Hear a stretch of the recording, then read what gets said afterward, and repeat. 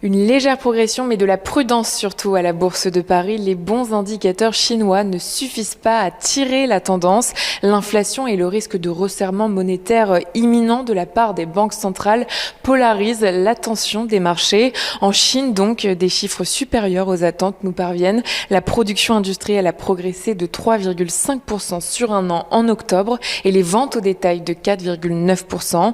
On relève aussi que les prix de l'immobilier ont diminué de 0,25% le mois dernier, soit leur deuxième repli consécutif, d'autant plus de pression sur le secteur donc, alors que les principaux promoteurs du pays peinent à honorer le versement des intérêts de leurs emprunts. Christine Lagarde a répété ce matin que l'inflation à moyen terme devrait rester en dessous de l'objectif de la BCE et d'ajouter que les tensions sur les prix devraient diminuer cette année. Ce soir, heure américaine et mardi matin, heure chinoise, pour la troisième fois, les présidents américains et chinois doivent s'entretenir en visioconférence. Cette fois, une rencontre virtuelle présentée comme un sommet. Taïwan, droits de l'homme et commerce seront à l'ordre du jour alors que les relations sont au plus bas entre les deux pays.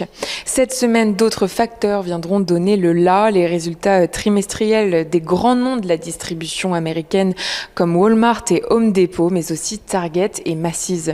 Les deux principaux rendez-vous macroéconomiques du jour concerne la balance commerciale de la zone euro en septembre parue ce matin.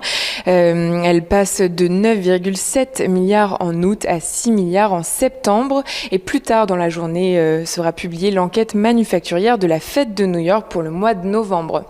Côté valeur, le nouveau record d'Hermès soutient la tendance, tout comme la hausse de Total Energy, elle-même tirée par une note d'UBS. Et puis une belle progression pour Airbus au premier jour du salon aéronautique de Dubaï. L'avionneur a enregistré la commande de 255 A321. Le montant de la commande s'élève à 33 milliards de dollars. Une chaîne d'assemblage sera opérationnelle à Blagnac fin 2022.